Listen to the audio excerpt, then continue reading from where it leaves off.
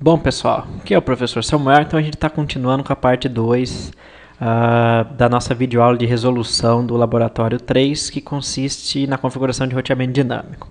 Então, até a primeira parte da videoaula, a gente deixou todo o nosso cenário com as configurações preliminares, ou seja, todas as interfaces dos roteadores configuradas com seus respectivos IPs. E recapitulando, então lembrando, né, a nossa videoaula lá de roteamento estático, né, quando a gente chega nesse ponto, o que acontece? Bom, cada um dos roteadores, agora, né, se a gente exibir as tabelas de roteamento, eles já conhecem então as redes diretamente conectadas. Então o roteador Rio de Janeiro conhece a rede 10, 20 e 100, tá? O roteador São Paulo conhece as redes 20, as redes 30, 40, 100 e 200 de longa distância, 100 que vai para Rio de Janeiro, 200 que vai para Minas Gerais, 30 e 40 estão diretamente conectadas nas suas interfaces F00 e F01. E o roteador Minas Gerais, ele conhece as redes 50, 60 e 200, tá? Até então, né, o que acontece? Uma vez que esses roteadores já conhecem as redes diretamente conectadas, toda a comunicação entre as máquinas e entre as sub-redes dos prédios físicos, ou seja, das sub-redes em Minas Gerais, as sub-redes em São Paulo e as sub-redes no Rio de Janeiro, no contexto do mesmo prédio físico, essa comunicação já existe, ou seja, já há roteamento entre as sub-redes 20 e 10 no Rio de Janeiro, 30 e 40 em São Paulo, 50 e 60 em Minas Gerais. Por quê? Porque as tabelas de roteamento dos roteadores conhecem já essas redes. Então, se o computador 60 tentar se comunicar com um computador na sub-rede 50, a gente vai ter um sucesso. Esse primeiro pacote é perdido pela resolução do ARP. Vamos de novo. Pronto, ó, sucesso, tá? Então a comunicação entre os computadores nas sub-redes do mesmo prédio físico já é possível porque já existe roteamento entre... Deixa eu começar de novo essa animação que não ficou legal. Cavalou, né? Pronto, agora sim. Então vamos lá. Então comunicação entre redes nos prédios físicos, tudo ok, ela funciona normalmente, tá?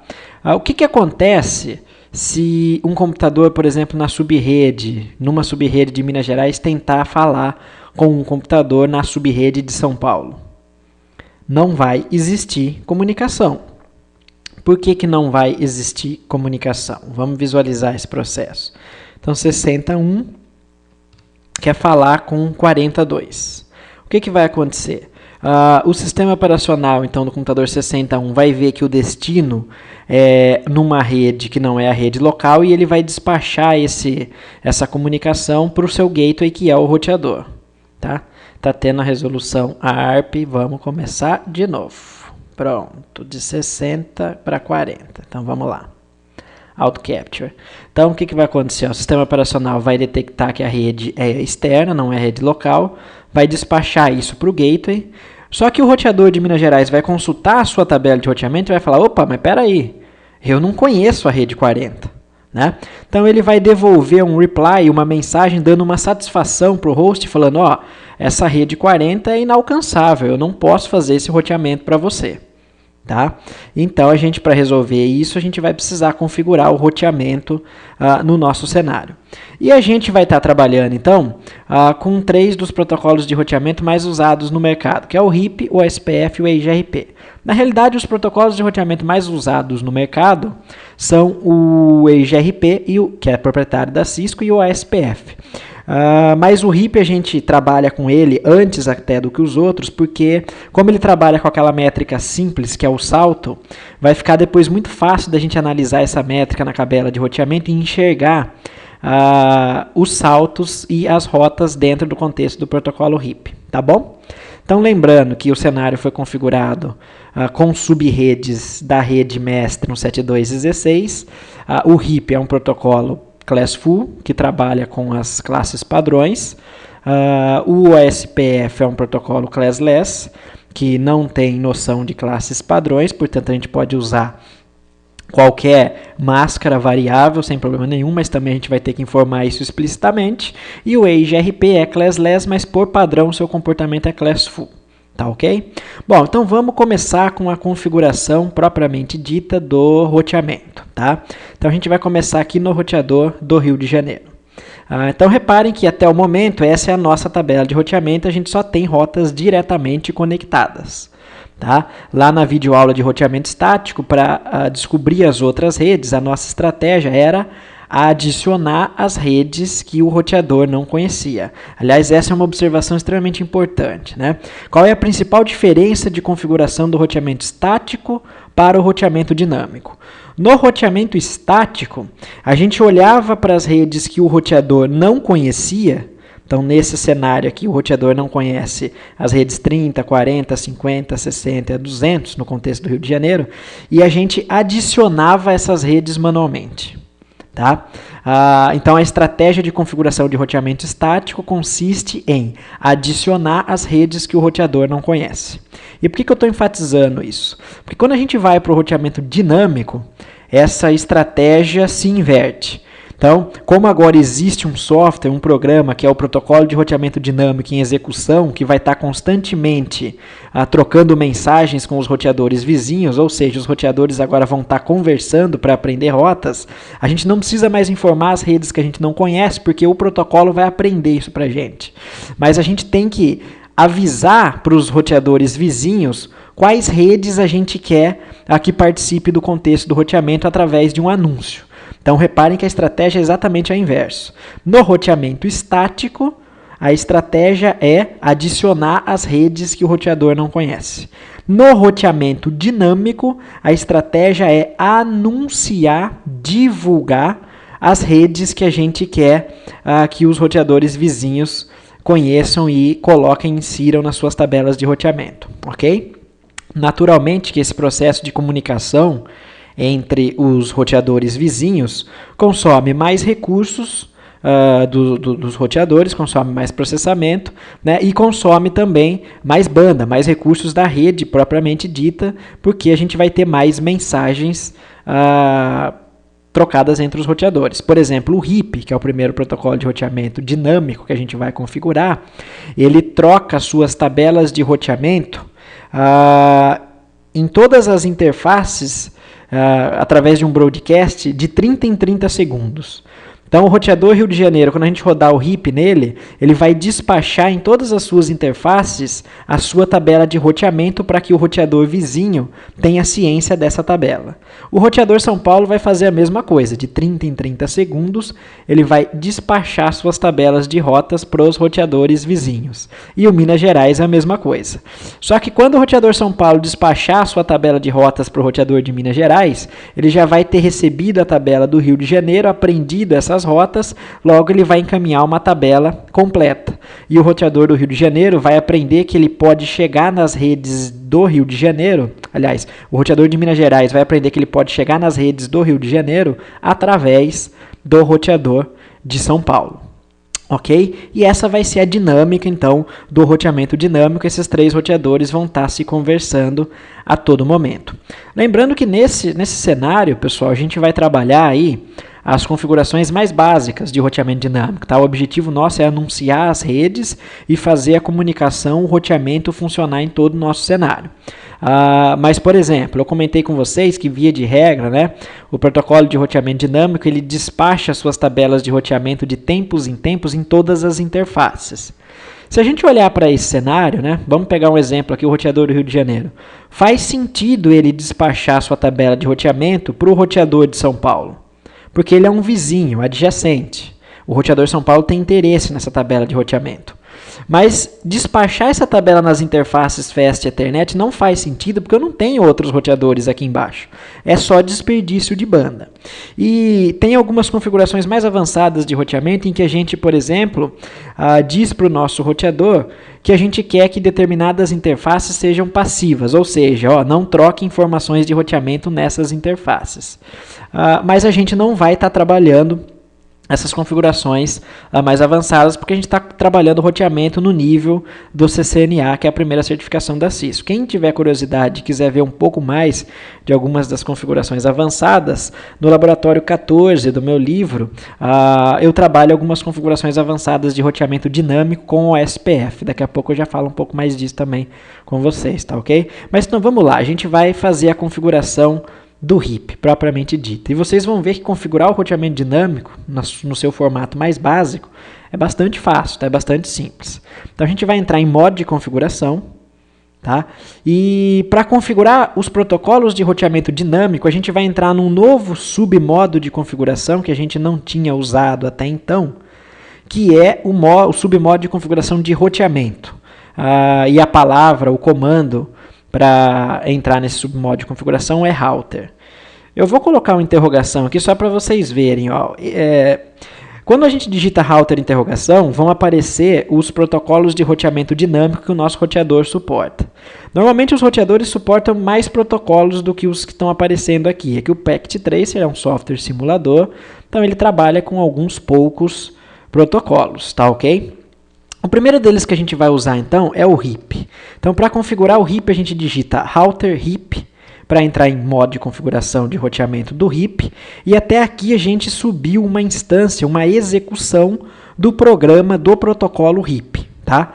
Mas esse protocolo ainda não está funcionando, porque eu tenho que configurar aqui, dizer explicitamente para o protocolo quais redes eu quero que ele anuncie para os demais roteadores vizinhos. Tá?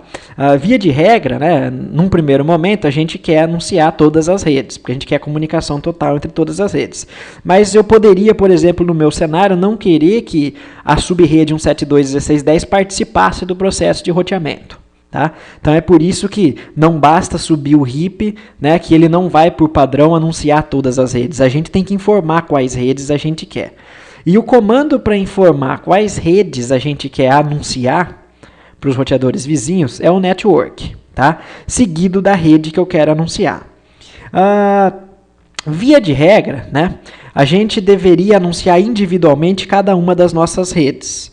Então, a gente deveria anunciar as redes individualmente que o nosso roteador conhece, ou seja, que estão diretamente conectadas nele. Então, a gente teria que anunciar a rede 172.16.10.0. Depois a gente teria que anunciar a rede 172.16.20.0. E depois a gente teria que anunciar a rede 172.16.100.0, que são as redes diretamente conectadas no roteador do Rio de Janeiro. Só que eu comentei com vocês lá no começo da videoaula, né, que eu trabalhei com um plano de endereçamento com subredes de uma rede mestre 172.16. E 172.16/16 é a agregação de todas as subredes /24 que a gente tem embaixo. E por conta disso, como o RIP é um protocolo classful, que conhece, que trabalha com base na agregação das classes padrões, a gente só vai precisar anunciar a rede mestra, um único comando, que ele vai puxar todas as redes abaixo, olhando para a máscara que está em uso nas interfaces do nosso roteador.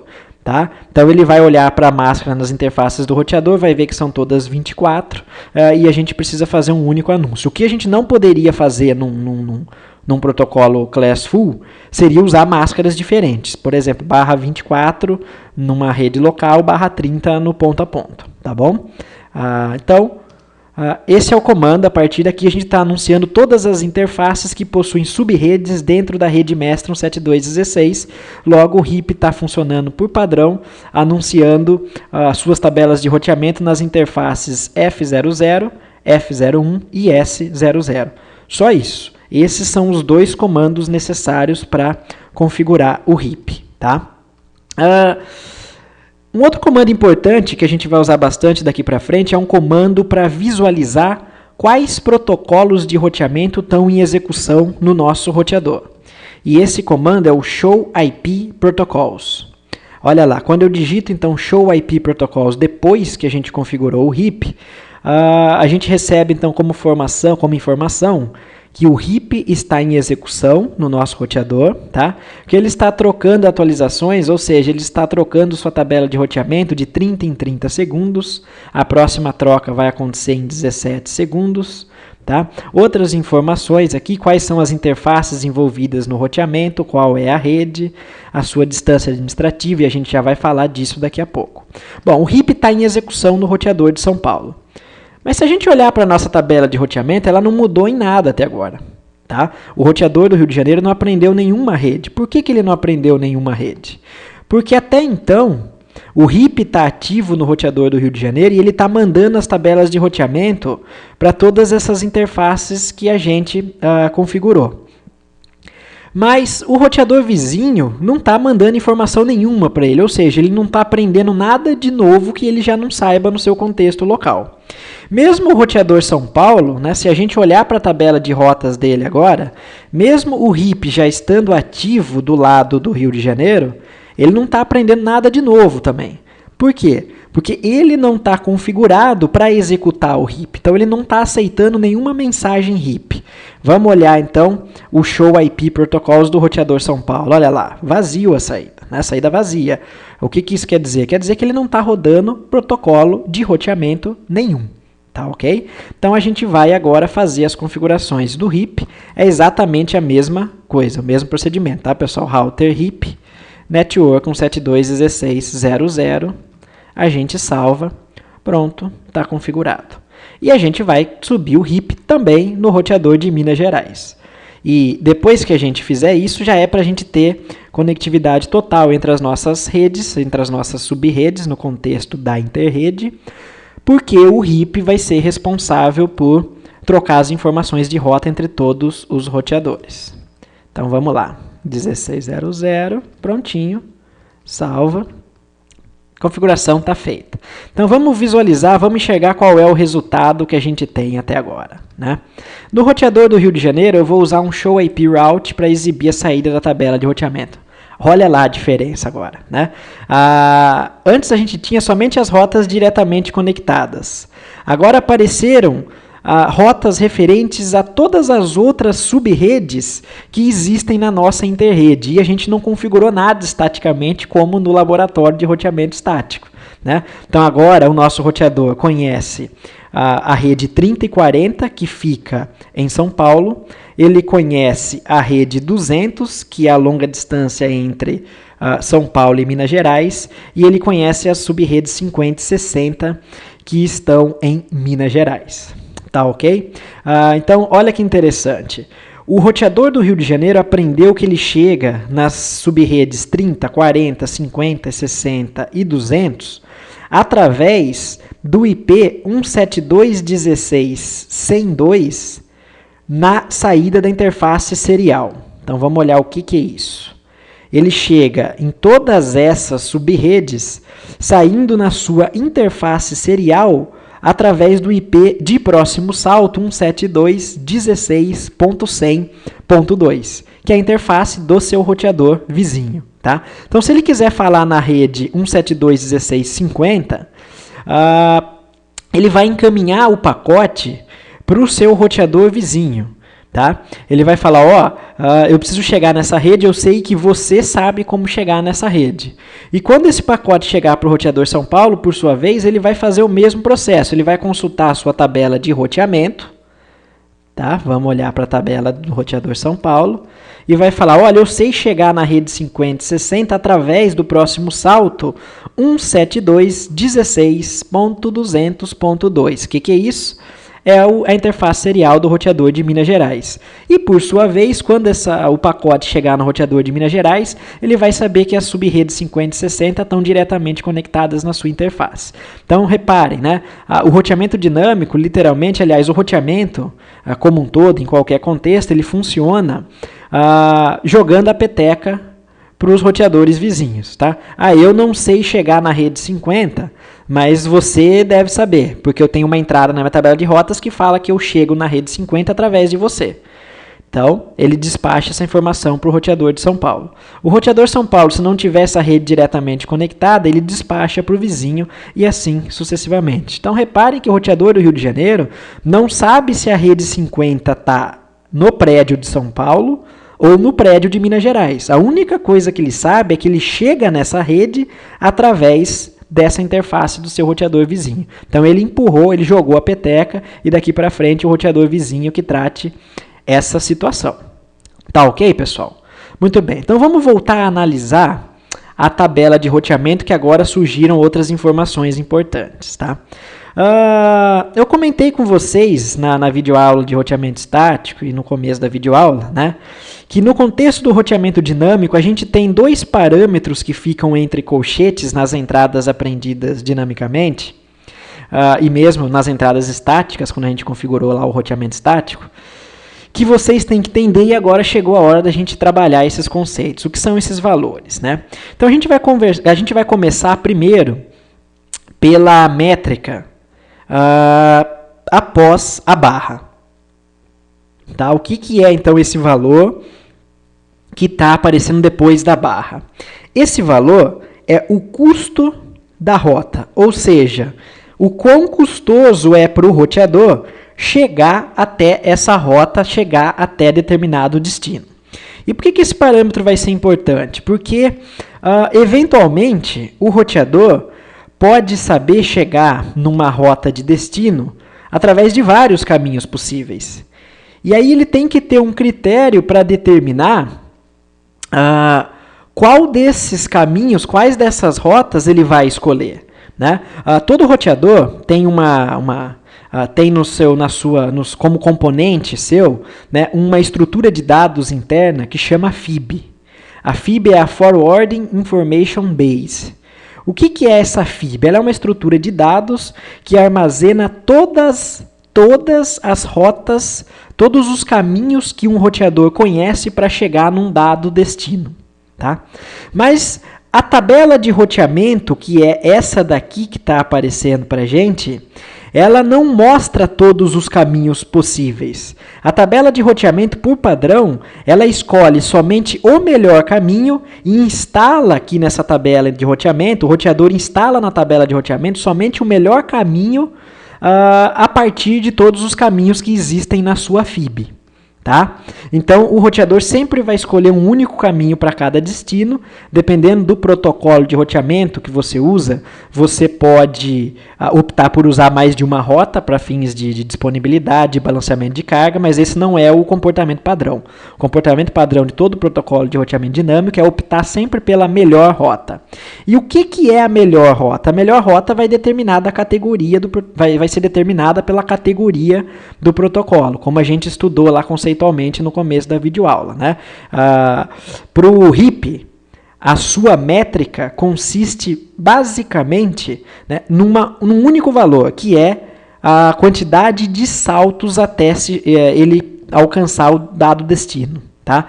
Então, olha que interessante, por que a gente gosta de começar a trabalhar roteamento dinâmico com RIP? Como a sua métrica é a mais simples possível que existe, que é a contagem de saltos até o destino, fica fácil da gente olhar para esse parâmetro aqui e checar se a coisa realmente está funcionando legal. Então vamos ver. Ó. No roteador do Rio de Janeiro, a tabela de roteamento mostra para a gente que para ele chegar nas subredes 30 e 40, o custo é um salto. Ou seja, ele precisa passar por um único roteador. E para chegar na subrede 50 e 60, o custo é de dois saltos. Ele precisa passar por 2 roteadores. E faz sentido, né? E está correto. Por quê? As subredes 30 e 40 são de São Paulo. E São Paulo está a um salto de distância. As subredes 50 e 60 estão em Minas Gerais. E Minas Gerais está a 2 saltos de distância. Vamos olhar então na nossa topologia para ver se bate. Como referência, a gente está pegando o Rio de Janeiro. Então, para ele chegar nas redes 30 ou 40, é necessário um único salto. Para ele chegar nas redes 50 e 60, são necessários 2 saltos. Ok? Viram que interessante? Agora, vamos pensar como referência o roteador São Paulo. Né? Para ele chegar nas redes 10 e 20, o custo será um salto. Para ele chegar nas redes 50 e 60, o custo vai ser um salto também. Então, vamos ver se bate essa informação? Tem que bater, tá? Show IP Route. Olha lá, 10 e 20, custo 1. 50-60, custo 1. Está batendo. Vamos fazer esse mesmo exercício de reflexão com o roteador Minas Gerais. Para ele chegar nas redes 30 e 40, qual vai ser o custo? Um salto. Para ele chegar nas redes 10 e 20, qual vai ser o custo? 2 saltos. Vamos checar se está batendo? Então vamos lá. Show IP Route. Para ele chegar nas redes 30 e 40, custo 1 salto. Para ele chegar nas redes 10 e 20, custo 2 saltos. Porque 10 e 20 é Rio de Janeiro, 30 e 40 é São Paulo. Né? É muito legal isso daqui. Né? O RIP faz a gente enxergar claramente o conceito de custo. Né? Então vamos mais uma vez, eu vou dar um outro exemplo para vocês do porquê que esse custo é importante. Né? Vamos imaginar que a gente fez uma ligação entre o roteador do Rio de Janeiro e o roteador de Minas Gerais. A gente fez uma ligação direta e a gente vai manter essas outras ligações aqui. O RIP vai aprender que aqui no Rio de Janeiro ele pode chegar nas redes 50 e 60 através de 2 caminhos possíveis. Quais seriam esses 2 caminhos? Passando pelo roteador de São Paulo, ou seja, com um custo de 2 saltos até chegar em Minas Gerais, ou se existisse uma ligação direta entre Rio de Janeiro e São Paulo, indo direto para Minas Gerais com um custo 1. Nesse caso, a FIB teria 2 rotas para chegar na subrede 50 e 60 e ela instalaria na sua tabela de roteamento somente a melhor. Qual seria a melhor? Aquela com custo de 1 salto. Tá ok? Então é por isso, pessoal, que o custo é uma métrica fundamental nos protocolos de roteamento. Daqui a pouco a gente vai trabalhar com o SPF e com a IGRP da Cisco. E vocês vão ver que os custos, né, deixam de ser tão óbvios assim, porque o SPF e o IGRP são protocolos de natureza link state que, portanto, vão trabalhar com um custo que é uma composição de métricas geradas a partir de uma fórmula multimétrica. Ok? Muito bem. Então, essa é a finalidade desse valor pós-barra, entre os colchetes. Tá ok? Esse outro valor aqui que vem antes da barra, ele é extremamente importante para a gente no contexto de roteamento dinâmico e recebe o nome de distância administrativa, ou AD, de Administrative Distance. Né? Eu costumo brincar em minhas aulas com os meus alunos que AD, para a gente do mundo de Cisco, não tem nada a ver com o Active Directory da Microsoft, tá? Com o serviço de diretório da Microsoft. AD, para quem é do mundo de Cisco, é distância administrativa. E o que é essa métrica distância administrativa e por que ela é importante? Então, reparem que a distância administrativa aqui das nossas rotas aprendidas pelo RIP, olha a legenda, R é uma rota originada, aprendida pelo protocolo RIP. Tá? A distância administrativa de todas as rotas RIP é 120. Tá? E o que quer dizer distância administrativa?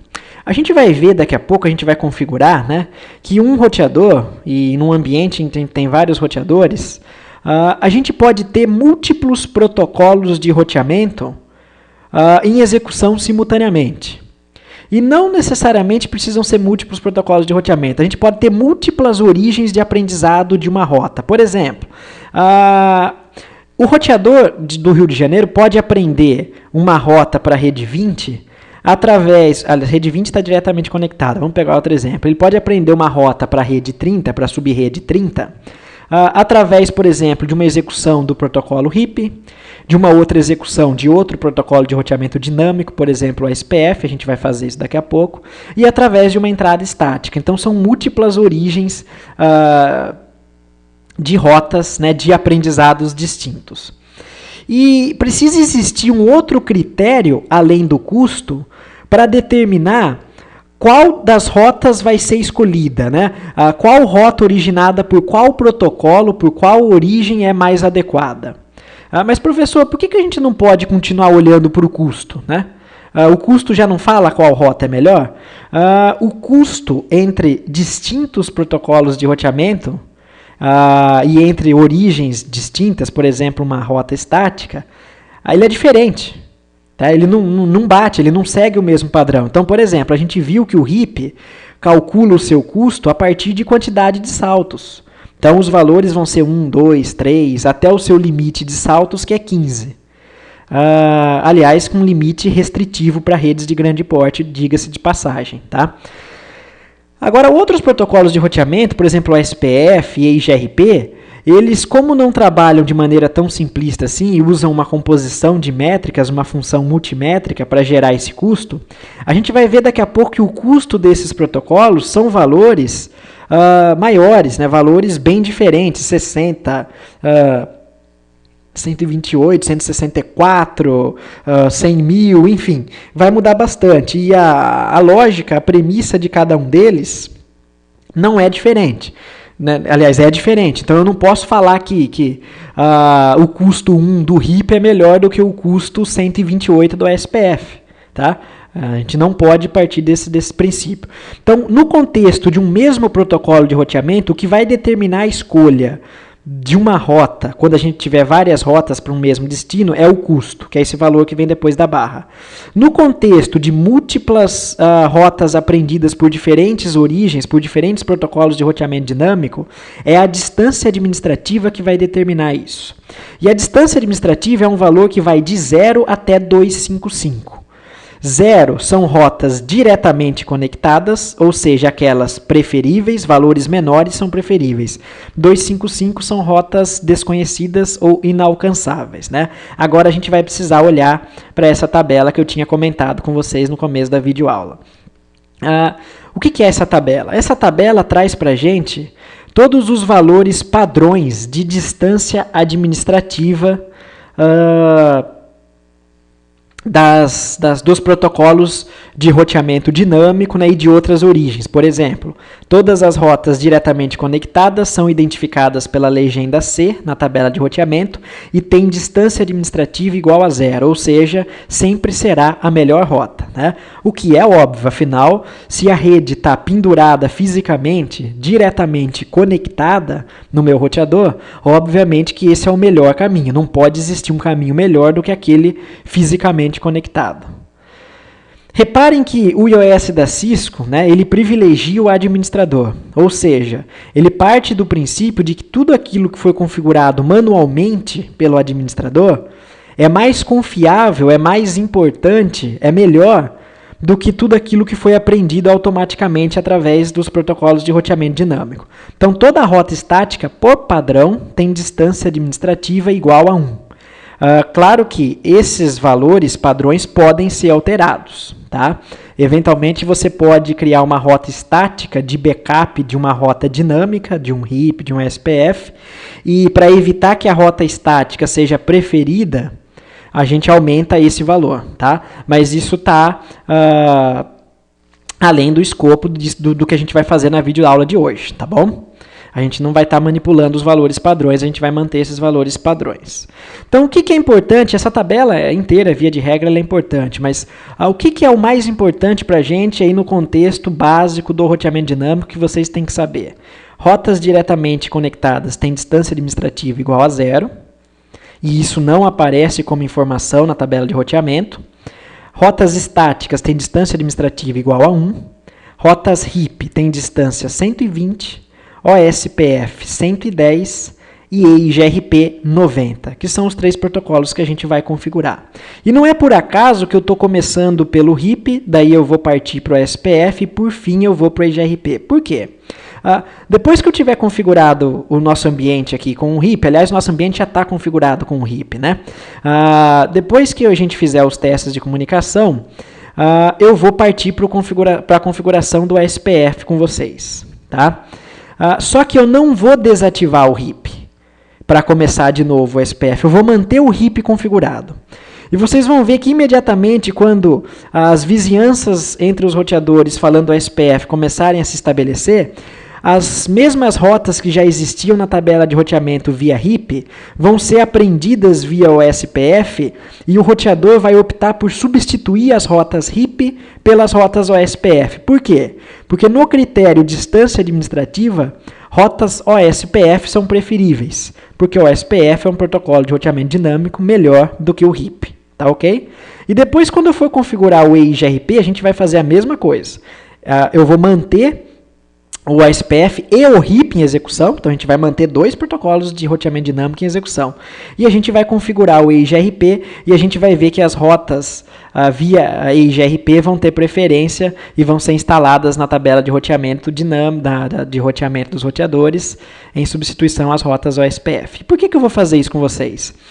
Porque depois que tiver tudo configurado, todo configurado o nosso cenário com os 3 protocolos de roteamento dinâmico, eu vou começar a derrubar, a desativar os protocolos a partir daquele com preferência na distância administrativa. Então eu vou derrubar o EIGRP. E vocês vão ver que o nosso ambiente vai continuar fazendo o roteamento normalmente, porque as rotas EIGRP vão ser desaprendidas, mas quase que imediatamente as rotas OSPF vão ser reinseridas na tabela de roteamento. Porque na FIB, no nosso roteador, ainda existem rotas para aqueles destinos a partir do OSPF e RIP, tá? Porque a gente não desativou os outros protocolos de roteamento, tá bom? E isso é interessante, né, num contexto em que a gente quer ter um pouco mais de disponibilidade no ambiente da empresa, a gente pode rodar simultaneamente 2 protocolos de roteamento dinâmico, por exemplo, tá? Porque se eventualmente em um dado roteador falhar um processo de roteamento, falhar a execução do programa, protocolo de roteamento, ao invés da gente perder a conectividade e a comunicação entre as redes, outro protocolo assume, tá? E isso garante um pouco mais de disponibilidade para a gente, tá bom? Então, essa tabela tá disponível lá na nossa plataforma de ensino à distância, tá bom, pessoal? Depois vocês guardem ela com vocês e deem uma olhadinha, tá? Ok, então vamos lembrar, ó, RIP 120, OSPF 110, EIGRP 90, tá? Guardem essas informações. Vamos voltar para o nosso cenário. Ok, então até aqui, né, os roteadores aprenderam todas as rotas para todas as subredes sem a gente precisar criar nenhuma entrada estática, tá? Eles simplesmente aprenderam. E a gente vai verificar se está tudo certo. Então eu vou fazer aqui um ping do computador 62 para o 10.2. 10 está lá no Rio de Janeiro. Então vamos lá. Ping. Ó, eu estou no 1662, tá, pessoal? 172.16.10.2. Então a gente vai ver que o primeiro pacote vai ser perdido por conta da resolução do ARP, né? O que é o ARP? É o protocolo de suporte que vai estar fazendo a associação entre os endereços IP de camada 3 com os endereços físicos, os endereços MAC de camada 2. Depois que o ARP tiver aprendido qual MAC está associado com esse IP, né? Por exemplo, olha lá. O MAC, né, quando a gente quer falar com 172.16.10.2, o nosso pacote é encaminhado para o nosso default gateway, que é, nesse caso, 172.16.60.254. Então, antes de poder enviar esse pacote, antes de poder enquadrar esse pacote para encaminhar para o gateway, ele precisou aprender qual era o MAC do nosso gateway. Depois de aprendido, a gente não tem mais perda de pacote se a gente tentar pingar novamente. Olha lá, tá bom? Então vamos ilustrar agora, vamos criar uma animação para ver isso. Ó. 62 falando com 10.2. Sucesso. Vamos ver então a comunicação. Olha lá. O sistema operacional do host detecta que o ping é para um destino fora da sua rede. Então, ele encaminha para o gateway que está configurado na interface. O roteador de Minas Gerais faz uma consulta na sua tabela de roteamento e determina que a rede 10 é alcançável através do próximo salto 172.16.201. O roteador de São Paulo recebe o pacote e determina que a rede 10 é alcançável através do próximo salto 172.16.101. E o roteador do Rio de Janeiro, por sua vez, determina que a rede 10 está diretamente conectada na sua interface F00, fez o encaminhamento. Então, a gente tem um ambiente 100% configurado para fins de roteamento. A gente tem comunicação total entre a nossa interrede. Ok? Muito bem. Então, o RIP era isso. Tá? Só para constar, existe a versão 2 do RIP, que tem suporte a redes com máscaras variáveis, VLSM, né, um RIP classless. A versão 2, para você ativar, dentro do submodo de configuração de roteamento HIP, é só você digitar version de versão 2, version 2, tá bom? Mas a gente vai partir para o SPF, para o EGRP, que são os protocolos efetivamente mais importantes para a gente. Então, a nossa rede tem comunicação total via RIP, as tabelas de roteamento aprenderam todas essas rotas via RIP, distância administrativa 120, custo, a quantidade de saltos, 1 para essas redes, 2 e 2 para essas redes. Tá?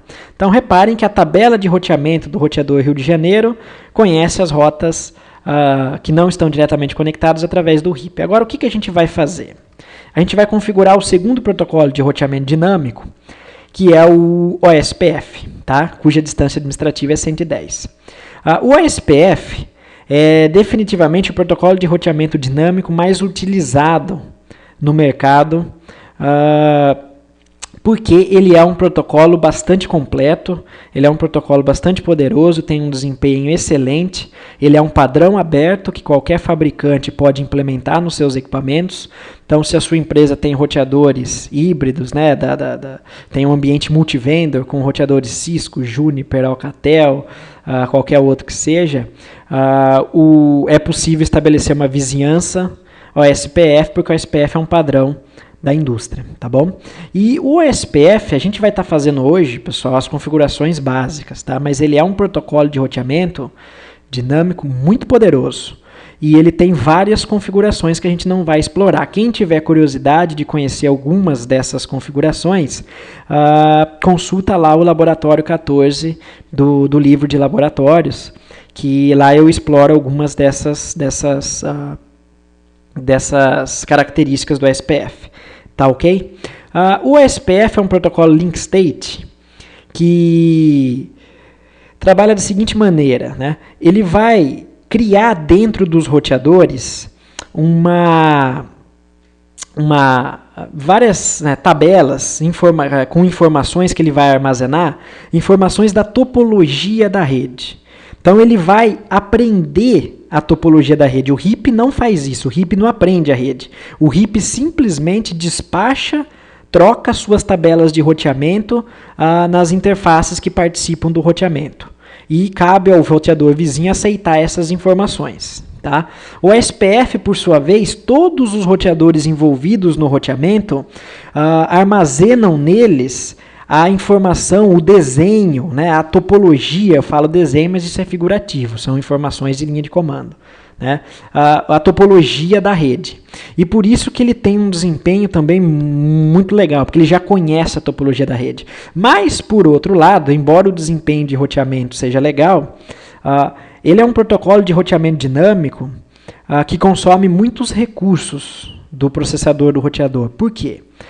Ele usa internamente um algoritmo matemático que foi criado por um matemático antigo, que é considerado um dos pais, né, da ciência da computação, que é o algoritmo de Dijkstra.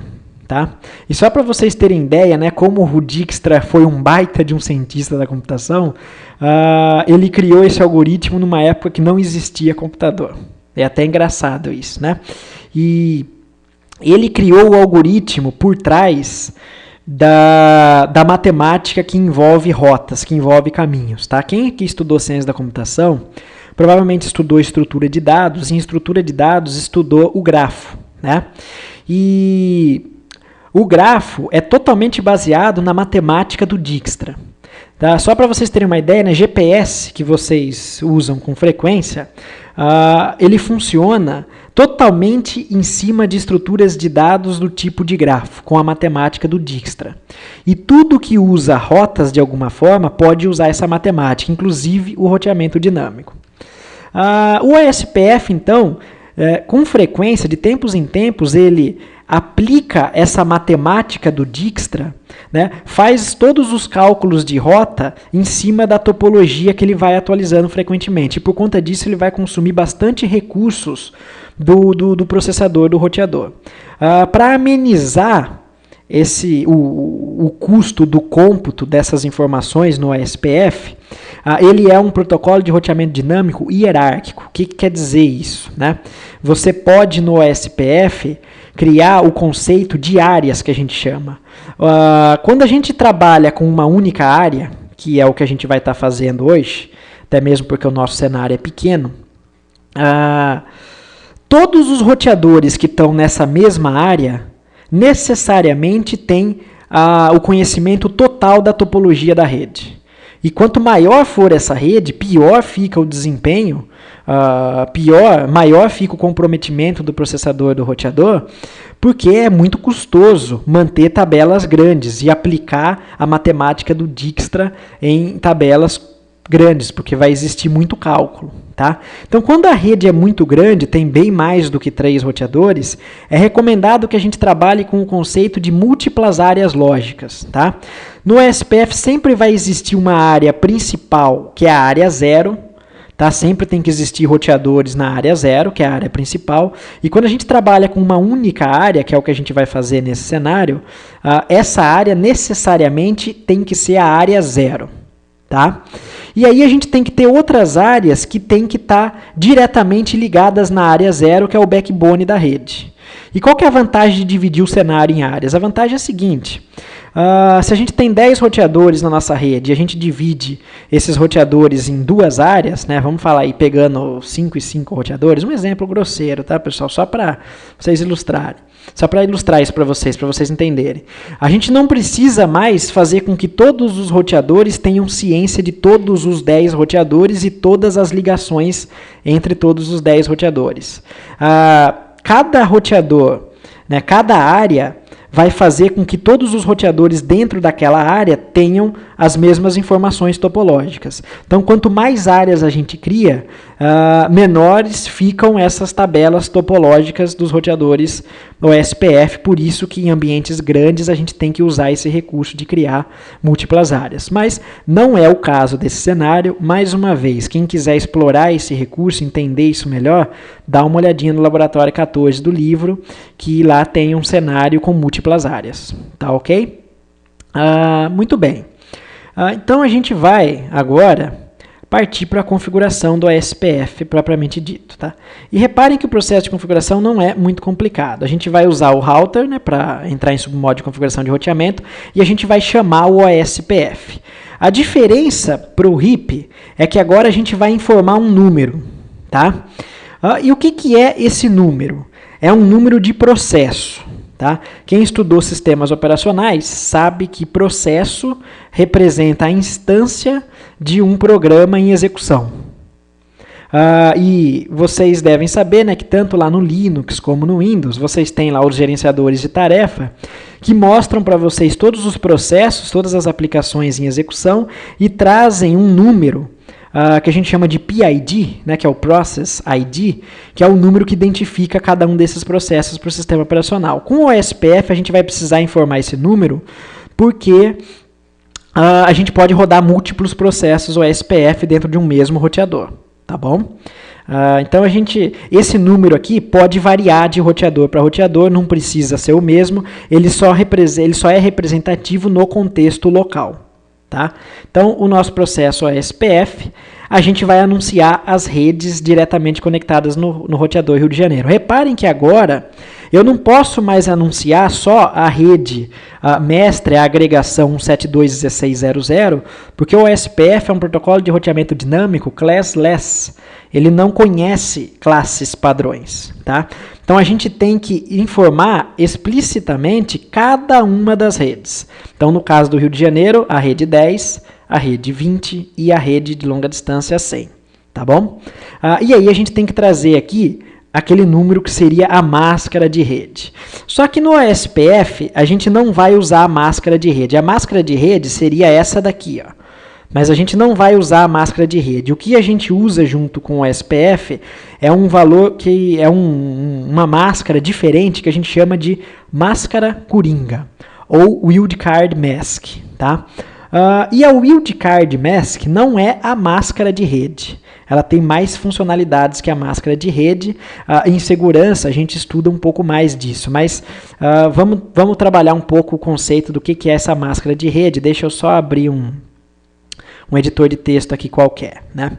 O que vai ser o valor da Wildcard Mask, da máscara coringa. Então vamos começar do mais básico. Quando a gente tiver as máscaras de rede padrão, a máscara coringa, que é a Wildcard Mask, vai ser... Deixa eu colocar isso numa tabela, senão não vai ficar legal, tá? Colocar isso numa tabela. Opa. Prontinho. Então vamos lá. Centraliza. Pronto. Então vamos lá. Máscara de rede. Então quando a gente tiver as máscaras padrões, por exemplo, /8, a Wildcard Mask vai ser a inversão, o inverso dessa máscara. Porque a Wildcard Mask inverte os bits da máscara. Então, o bit 1 vira 0, o bit 0 vira 1. 255 são 8 bits 1s, então vai virar 8 bits zeros. 0 são 8 bits zeros, vai virar 8 bits 1s. Ou seja, a máscara vai ser exatamente o inverso. Tá? Quando a gente tiver... deixa eu recortar... Prontinho. Deixa eu recortar. Prontinho. Então, quando a gente tiver 255, 255, 00, que é o /16, essa vai ser nossa Wildcard Mask. Quando a gente tiver /24, essa vai ser nossa Wildcard Mask. Tá? Isso é um atalho, né, para a gente rapidinho determinar o Wildcard Mask referente às máscaras padrões. Mas pode ser que na sua rede você trabalhe com outras máscaras de rede que não são as padrões, né, o VLSM. Então, por exemplo, você pode ter lá um link ponto a ponto que é 252. Então, como é que você vai saber qual é a inversão binária disso? Uma opção é você fazer a conta na mão e chegar, né, no binário respectivo para determinar o que vai ser a máscara. O atalho que vocês vão usar é o seguinte. Vocês vão usar o número 255, 255, 255, 255, ou seja, todos os bits 1s. E dele vocês vão subtrair qual é a máscara que vocês estão usando referente a uma rede. Tá? Então, por exemplo, 255, 255, 255, 252. Qual vai ser o resultado disso? 255 menos 255, 0. 255 menos 255, 0. 255 menos 255, 0. 255 menos 252, 3. Então, essa é a Wildcard Mask referente à máscara /30. Então, se você tem que anunciar um link ponto a ponto /30, você vai usar essa máscara de rede. Tá?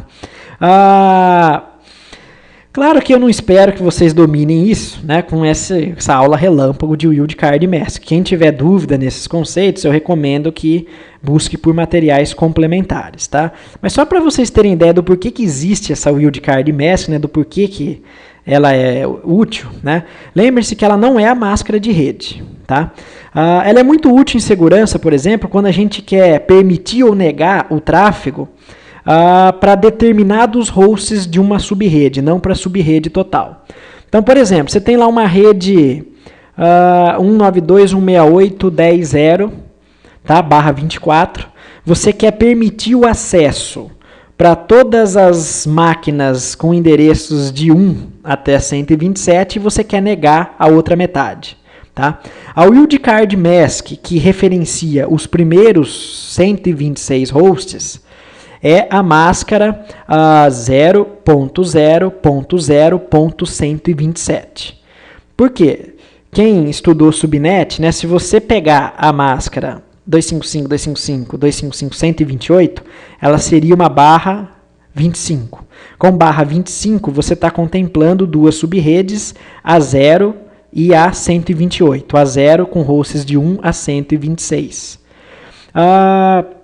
E se você usar a máscara Wildcard inversa dessa máscara aqui, a gente vai chegar em 0.0.0.127. E isso daqui não é uma máscara de rede, isso aqui quer dizer os hosts, os 126 primeiros hosts.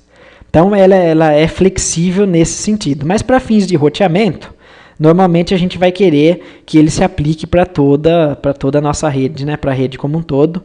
Então, basicamente, pessoal, a gente vai, com valores padrões, inverter os octetos, tá?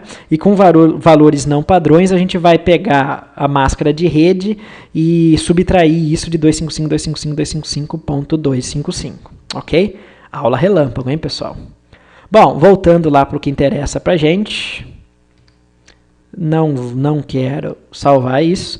Então, ó, se a nossa rede é /24, a máscara coringa que eu tenho que usar é o inverso de 255.255.255.0, que seria 0.0.0.255, tá ok? Não acaba por aqui, a gente tem que informar em qual área a interface membro dessa rede vai estar associada. A gente está trabalhando com uma única área nesse cenário, então todas as redes anunciadas, todas as interfaces vão fazer parte da área 0, ok? Então, estou anunciando as redes 10, 20, Network 172.16, 100, 0, 000.255, área 0, ok? Então, no roteador do Rio de Janeiro, o OSPF já está rodando. Vamos visualizar com o Show IP Protocols? Então, Show IP Protocols é o comando de a saída de informações, né, o comando de exibição, que mostra quais protocolos de roteamento a gente tem em execução no nosso roteador. Então, olha lá, agora a gente tem em execução o RIP e o OSPF processo número 64. Ambos os protocolos de roteamento dinâmico estão em execução. Se a gente olhar para a tabela de rotas, as rotas continuam RIP ainda. Por quê? Porque o roteador do Rio de Janeiro fala OSPF, mas ele não conhece nenhum vizinho que fale OSPF. Então, é o RIP ainda que está 100% em operação. Então, a gente vai configurar o OSPF nos outros dois roteadores. O processo agora é repetitivo. Então, vamos lá. Router OSPF. Para mostrar para vocês que esse número de processo não precisa ser o mesmo, eu vou usar outro.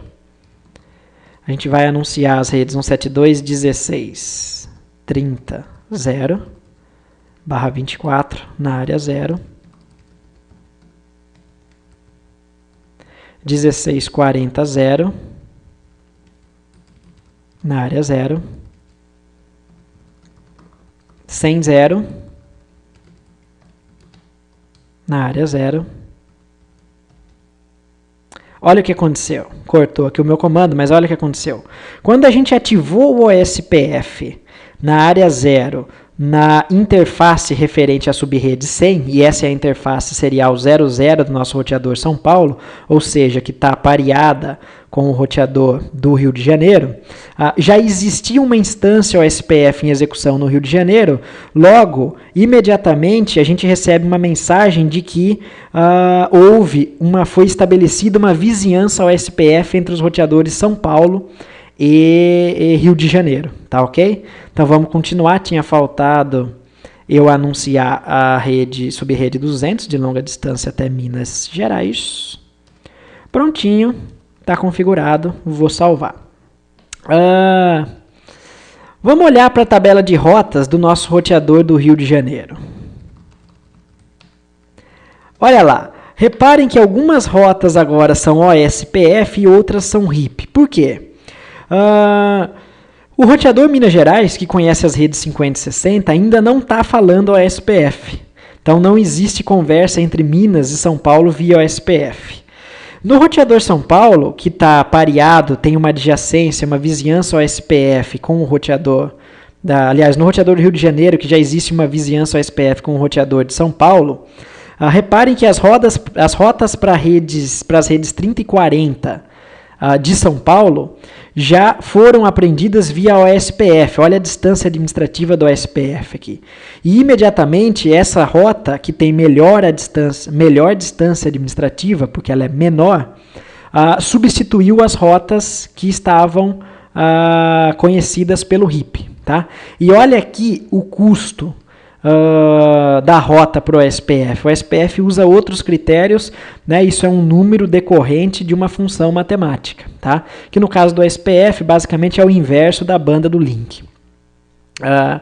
Mas a gente vai ver daqui a pouco esses valores variando lá no OSPF entre os outros roteadores. Então a gente tem aqui RIP, distância administrativa 120, e OSPF 110. Então olha o O na legenda, O quer dizer rota originada, aprendida via OSPF, tá bom? Faltou criar subir o OSPF em Minas Gerais, router OSPF 66, network, não precisa ser sequencial esse número, tá, pessoal? Eu que estou colocando. A gente vai anunciar as redes 172, 16, 50. Tomar cuidado para não confundir, tá, pessoal? Que é facinho de confundir. A 60 e a 200. E quando a gente fizer isso, como existe um vizinho OSPF na interface da rede 200, automaticamente vai ser estabelecida uma vizinhança. Olha lá, estabeleceu a vizinhança. Ok? Então vamos olhar para a tabela de rotas de Minas Gerais. Todas as rotas para as outras subredes são conhecidas através do OSPF. A gente fez um ping com sucesso para o micro 10.1, tá? Sucesso. Então, o OSPF já está em execução. Lembrando que nas animações, né, em qualquer momento, vocês podem clicar no envelope, né, que representa o pacote, e vocês podem analisar as informações de todos os cabeçalhos, origem, destino, tá? Ele traz todas essas informações para vocês, ok? Bom, sucesso na comunicação. Vamos olhar para alguns comandos show, alguns comandos de exibição específicos do SPF, né? Então, agora nas tabelas de roteamento, olha aqui no roteador Rio de Janeiro, que tinha rotas ainda RIP. Vamos ver agora, olha o resultado. Todas as outras rotas que não são aquelas diretamente conectadas foram aprendidas via o SPF. Como o SPF e o EGRP também, né, são protocolos mais complexos que mantêm tabelas com o status, com a topologia da nossa rede, que estabelecem vizinhança de roteamento, né, o RIP não tem ciência que ele tem um vizinho, ele simplesmente despacha a tabela. Ele faz broadcast. O SPF, ele conhece vizinhos, né? A gente tem comandos show IP, nome do protocolo de roteamento, vou usar a interrogação. A gente tem vários comandos para ver algumas informações importantes. E a gente vai enxergar aqui duas das informações mais importantes, que são os vizinhos, show IP interface, show IP OSPF neighbor, tá? E reparem que o nosso roteador Rio de Janeiro tem um único vizinho identificado por esse IP. No OSPF, cada roteador tem um nome, um identificador, né? Um ID, que é a representação dele para os vizinhos OSPF. E esse identificador, na realidade, não é um nome. Ele é uma estrutura de 32 bits dividido em 4 blocos de 8 bits, ou seja, ele tem exatamente a mesma representação de um IP. Mas ele não é um IP, tá, pessoal? E a gente pode configurar isso, e normalmente, na prática, a gente usa identificadores, né? 1111, 2222, 3333, só para ficar fácil de identificar o roteador. Mas se não for informado e a gente não informou um router ID, o comando seria router ID, no submodo de configuração do SPF, se a gente não informa, ele vai pegar o IP de uma interface de loopback, e se ela não existir, ele vai pegar o IP mais alto. Mais uma vez, no laboratório 14 do livro, eu faço essa configuração, mas agora isso não é importante para a gente. Outra informação importante do SPF vai ser a saída do comando IP OSPF database, que é a tabela topológica da rede. Então, olha só o que essa saída mostra para a gente. O roteador do Rio de Janeiro sabe que nessa rede existem 3 roteadores. Ele mesmo, que é o roteador Rio de Janeiro, o roteador São Paulo, que é o vizinho dele, e o roteador Minas Gerais. Então fica claro aqui para a gente que quanto maior for a rede, né, mais custoso é manter essas tabelas e aplicar um algoritmo matemático em cima dessas tabelas. Rapidinho, vamos olhar essas informações nos outros roteadores. Show IP OSPF Neighbor. Agora a gente tem dois vizinhos no São Paulo, que são os roteadores do Rio e de Minas Gerais. Show IP OSPF Database. Então reparem, ó, todos os roteadores de uma área OSPF conhecem a mesma informação topológica, todos os outros roteadores nessa mesma área. Tá bom? Mesma coisa a gente vai fazer no roteador de Minas Gerais. Neighbor é só o roteador de São Paulo. Database, ele conhece os 3 roteadores, essa é a informação topológica da rede. Então as tabelas de rotas estão todas preenchidas com rotas 110 com rotas OSPF, tá bom? Olha aqui, a gente já tem custos diferentes, né, para outras rotas, então olha que interessante, e aqui a gente consegue ver uma associação direta ainda entre saltos, né, e custo, né? A gente está no roteador Minas Gerais, que é o mais da direita do nosso cenário. À esquerda tem São Paulo e mais à esquerda Rio de Janeiro. As redes 30 e 40 são as redes de São Paulo que estão a um salto de distância. O custo do SPF para chegar lá é 65. As redes 10 e 20 estão a 2 saltos de distância. O custo para chegar lá é maior do que 65. Então aqui a gente ainda enxerga, a gente ainda tem aquela noção de distância física entre roteadores. Tá bom, pessoal? Legal. Muito bem. Olha, o custo do link para chegar na rede de longa distância 100 entre Rio de Janeiro e São Paulo é 128. Tá? Então, essa associação não é direta. Tá? É uma associação em virtude da função matemática do SPF para se chegar no valor do custo. Ok? O SPF, pessoal, que a gente ia trabalhar, basicamente, é isso. Tá bom? Agora, então, a gente vai para a configuração do EIGRP e a gente vai ver que ela é bem tranquila também. Tá? Então, como é que a gente vai fazer para configurar o EIGRP? Então, só recapitulando, ó, Show IP Protocols, a gente tem execução em todos os roteadores, o RIP e o ASPF. Para configurar o EIGRP, a gente vai entrar em modo de configuração, Router EIGRP, então sempre depois da palavra router a gente vai informar qual é o protocolo. E agora vem um número, que é um número que o EIGRP chama de sistema autônomo. Tá? Sistema autônomo, no contexto do BGP, que é um protocolo de roteamento externo na internet, é um domínio de roteamento sob a administração de uma mesma entidade. Então, grandes empresas que anunciam rotas diretamente para a internet, sem depender de uma operadora para fazer isso, tem que solicitar um número de sistema autônomo, que a gente chama de ASN, que é um número público, controlado assim como o IP. Tá? Você não pode repetir esse número. E nem empresas pequenas e de médio porte não têm número de sistema autônomo. Tá? E embora o EIGRP chame isso de número de sistema autônomo, né, isso daqui para a gente vai ser um número que identifica a rede. Ok? Então é uma rede no mesmo contexto administrativo. A diferença, então, do número do SPF para o número do EIGRP é que o número do SPF é um número de processo que pode ser qualquer um para qualquer roteador, porque ele só vale no contexto local. Só que no EIGRP, esse número tem que ser necessariamente o mesmo entre todos os roteadores. Okay? Então a gente vai usar 90 para todos eles. Eu estou usando 90 que é só para associar com a distância administrativa, tá? Mas não poderia ser qualquer outro número entre 1 e 65.535. Tá? Então, como o EIGRP é por padrão um protocolo classful, a gente pode voltar a fazer o anúncio só da rede mestra. Tá? Se você quisesse desativar essa funcionalidade no EIGRP, você teria que usar esse comando aqui, ó, no auth summary.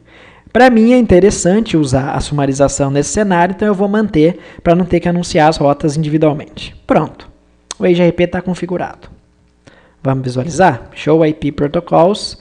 Agora a gente tem uma instância EIGRP com distância administrativa 90. Olha lá, distância 90. A gente tem uma instância RIP com distância 120 e uma instância OSPF cuja distância é 110, tá bom? Se a gente olhar para a tabela de roteamento, ainda prevalece as rotas OSPF, porque não existe vizinho EIGRP. E agora a gente vai fazer a mesma configuração nos outros dois roteadores. Conft-T, router EIGRP 90, tem que ser o mesmo número. Network 172.16.00, foi estabelecida a vizinhança entre os roteadores Rio e São Paulo, tá? Right. Vamos fazer a mesma coisa em Minas Gerais. Conft-T, router EIGRP 90, network 72.16.00, foi estabelecida uma vizinhança entre os roteadores Minas e São Paulo. Ok. Então vamos visualizar, né, o status da nossa rede nesse momento. O roteador do Rio de Janeiro tinha essa tabela de roteamento. Ele optava pelas rotas OSPF, que eram as rotas com menor distância administrativa. Então ele conhece uma rota para a subrede 30 RIP, com distância 120, que não aparece na tabela de roteamento, e uma 110, que é o OSPF, que aparece na tabela de roteamento. Agora ele conhece uma rota com distância 90 também. E como a distância 90 do EIGRP é menor que a 110 do OSPF, é essa rota que ele vai optar por instalar na sua tabela. Então olha lá, são rotas D é EIGRP. E reparem que a métrica do EIGRP já é uma métrica bem mais nebulosa, entre aspas, né? Por quê? A função que o EIGRP usa é uma função multimétrica que trabalha com 5 métricas, tá? Ela envolve uma série de fatores. Carga da rede, largura de banda do link, delay, uma série de coisas. Por padrão, dessas 5 métricas, ela tem ativa as métricas 1 e 3, tá? E ela tem uma função matemática muito multimétrica que chega nesses valores. Tá ok? Muito bem, então ele aprendeu essas redes, tá? Aliás, essas rotas, né? Ele conhece essas redes, essas rotas, para chegar nessas redes através dos respectivos vizinhos. Vamos visualizar algumas informações do EIGRP. Por exemplo, os vizinhos.